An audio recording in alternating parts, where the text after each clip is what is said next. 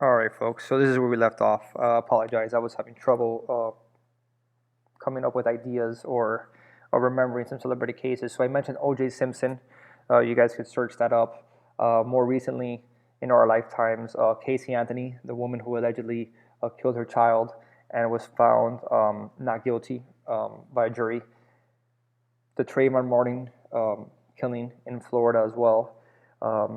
Any major mass shooting. All this are things that not necessarily get celebrated. By celebrated, they don't mean people celebrate these things happen, but celebrated, they mean that it gets discussed um, often.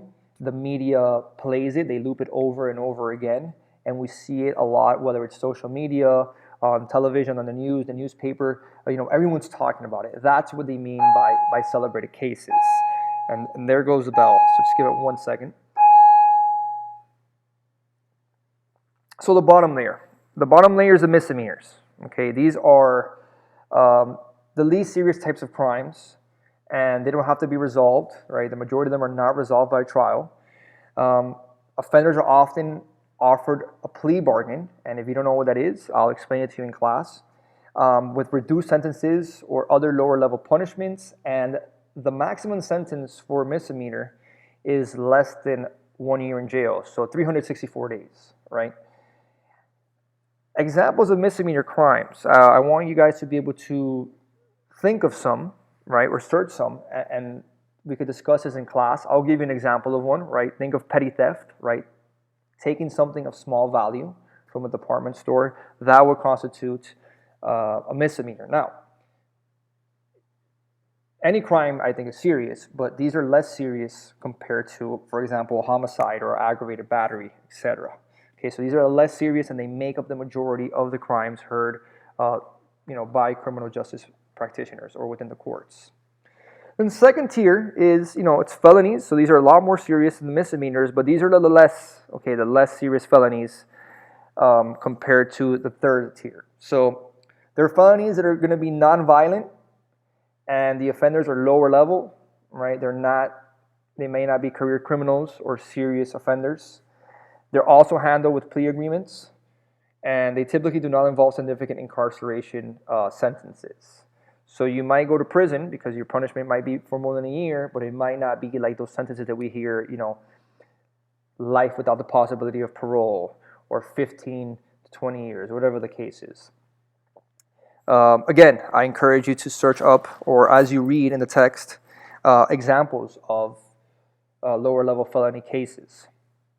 Now, the last slide regarding misdemeanors and this slide regarding lower level felonies describes plea bargaining. So, in a nutshell, we're going to go more into depth on this later on.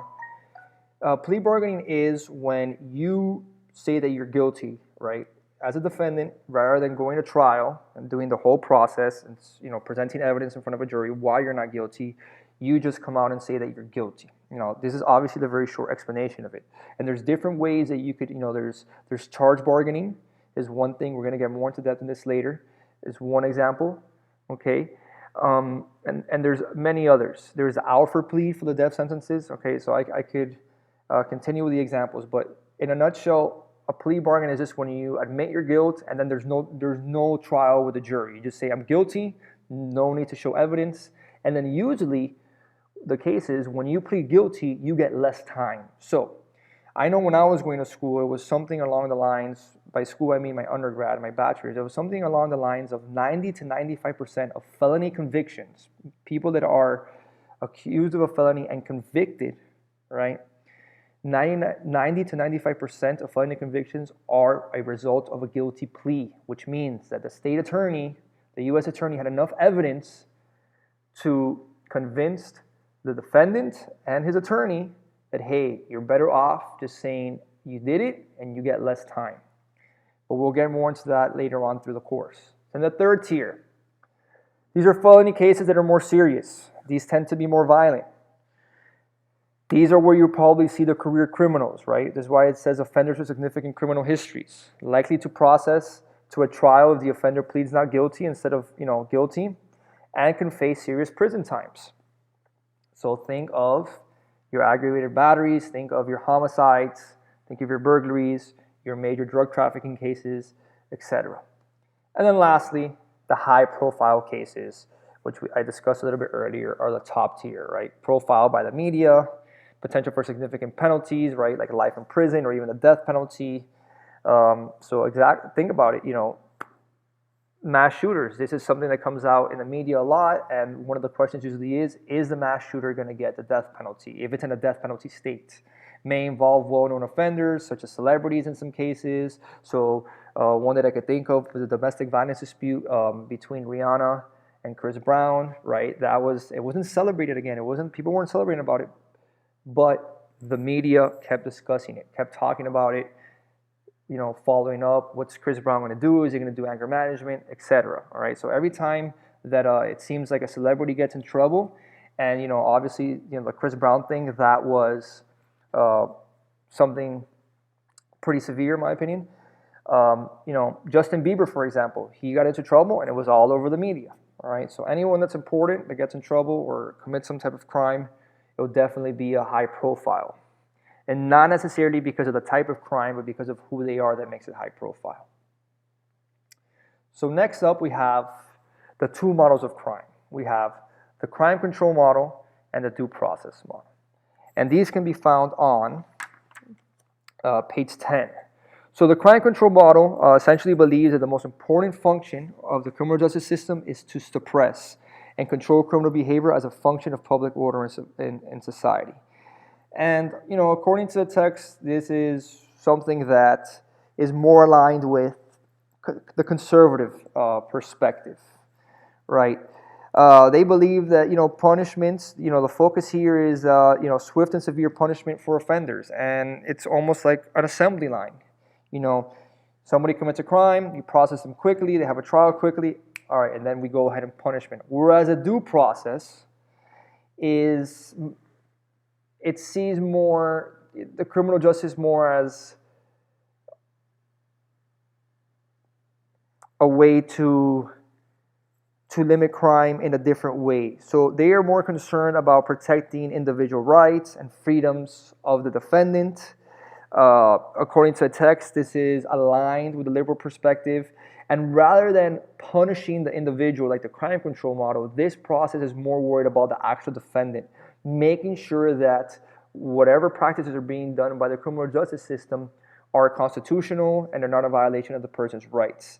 And this is considered an obstacle course because it's like if someone's always observing what the government's doing to make sure that the defendant's rights are not being violated and that everything is being carried out correctly, whereas the crime control model is not that it's being carried out incorrectly, rather it is being carried out in a quicker way, and it's not like an obstacle course. It's more like a smooth assembly line. Think of a plant where they assemble cars. This is how the people are being brought in front of the judge and then being sent to prison, whereas in the due process model, it might be a more complicated assembly line with impediments along the way. So this table that I have here is at the bottom of page 10. You should be familiar with the main goals of each one, their values, the way they punish, and examples, right? And what are the limitations, right? The concerns with these models, right? The crime control, it might infringe on the rights of the individual, whereas a due process model might ignore the crime victims because it gives criminals too much leeway to escape justice. Now we're going to discuss something that changes a lot of perceptions, and that is the influence of the media on the criminal justice system and what the population thinks about crime. So most people have limited experiences with the criminal justice system, and the information that they learn about the criminal justice system is gathered through the media, whether it's social media, all right? Think of World Star Hip Hop. Every time there's some type of police video, right? They always repost it. Think of Channel 7 News or all the local channels. Every time there is some type of violent crime or a police chase, they're always showing it over and over. And this shapes the way that individuals perceive crime and justice. And when somebody sees something over and over and over again on the media, they perceive that as fact and changes people's perceptions. So there's a direct relationship on understandings of realities of crime in society. Now, there's something called the CSI effect, right? And this is, referencing popular crime TV shows like the show CSI or NCVIS, I believe it's called, right? And these shows present a distorted view of the reality of crime, right? Think about it. Think of, I love the show Criminal Minds. Criminal Minds will start off, there's a crime scene, something happens, the behavioral analyst unit of the FBI is called, and by the end of the episode, boom, they've solved the crime. And then people think that crimes can be solved, quickly. Then there's a lot of focus on DNA evidence. People think that a lot of trials use DNA as evidence, which is not really the case, right? So this can obviously impact issues within the criminal justice system.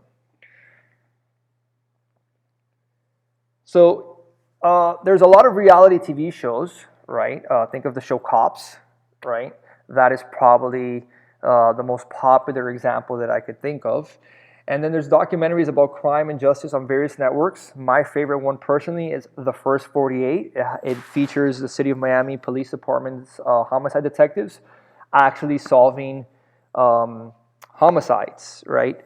And again, similar to what I said about Criminal Minds, in The First 48, it's a crime scene, the detectives get there, there's an investigation, and usually by the end they'll have a suspect in custody, and they'll show the suspect leaving in their handcuffs to the jail, and then they don't discuss what happens at the trial. And they do say at the end, all people in the show, all the suspects are presumed innocent until otherwise proven guilty. Now, sometimes it's the case that they might not solve the crime, and they might actually leave a phone number, like for Crime Stoppers, or direct hotline for the police department with any leads for the actual, to help with the actual investigation.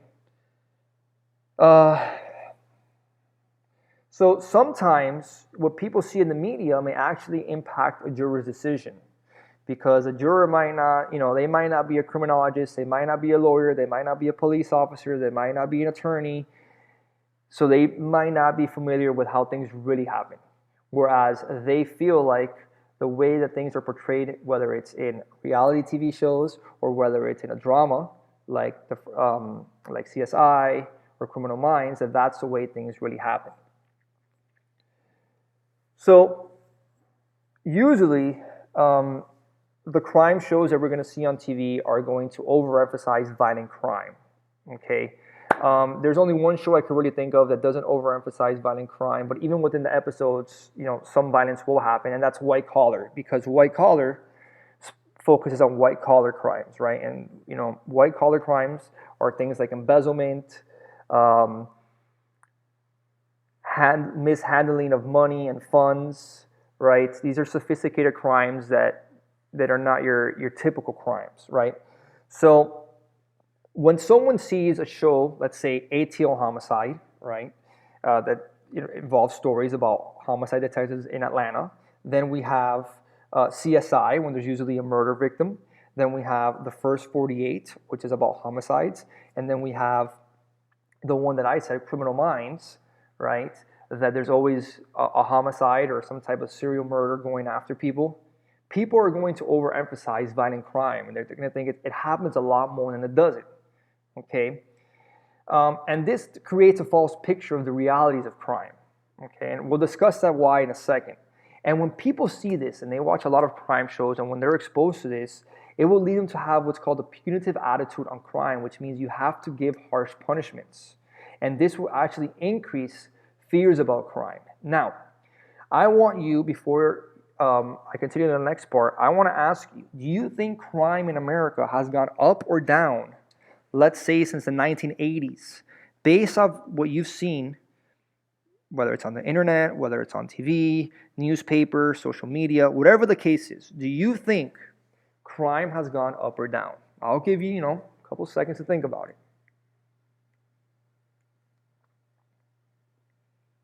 So, here is violent crime rate in the United States from 1960 to 2016. I do not have the 2019 data yet. And notice how it peaks. Here, I can use my little mouse. Notice how it peaks in the early 1990s, but then overall, it decreases, right? Most people will probably think otherwise based on what they see in the media. Now, the media is not going to make money if they are putting all the nice things that happen and reporting things that are not sensational, right? So crime, especially violent crime, gives sensationalism and it keeps people glued to the TV or to the stories, and that is why the media overportrays crime compared to how it really happens. Now,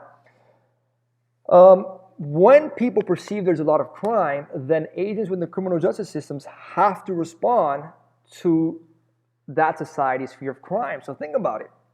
If people think there's a lot more crime than there really is, a politician might have to answer to their constituents indicating, okay, fine, we're going to pass some law to diminish crime, right? And it might rise the public dialogue about actual crime that may not even be happening, right? And all these things are influenced by the media's misinformation and sensationalism, in these high-profile cases. And crime victims or high-profile events have influenced public policies, right? And we'll discuss this in a minute. Now, this is not to say that you might not grab a random city within the United States and that the trend will be different than the trend here, okay? This is a national trend. This is the United States. There are certain hotspots, all right? Certain cities that might have, for example, maybe Chicago might not look like this as far as gun violence, all right? Or certain areas of big cities or certain neighborhoods of big cities might not look like this, okay? Now, can you think of any high-profile crime that has happened that may have influenced a public policy? By public policy, I mean a law.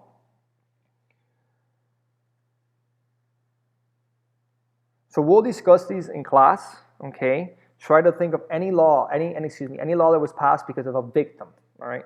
That's your clue, all right? So thank you for watching and listening. Make sure you take your notes, and if you have any questions, make sure you wrote them down so I can answer them when we are face to face.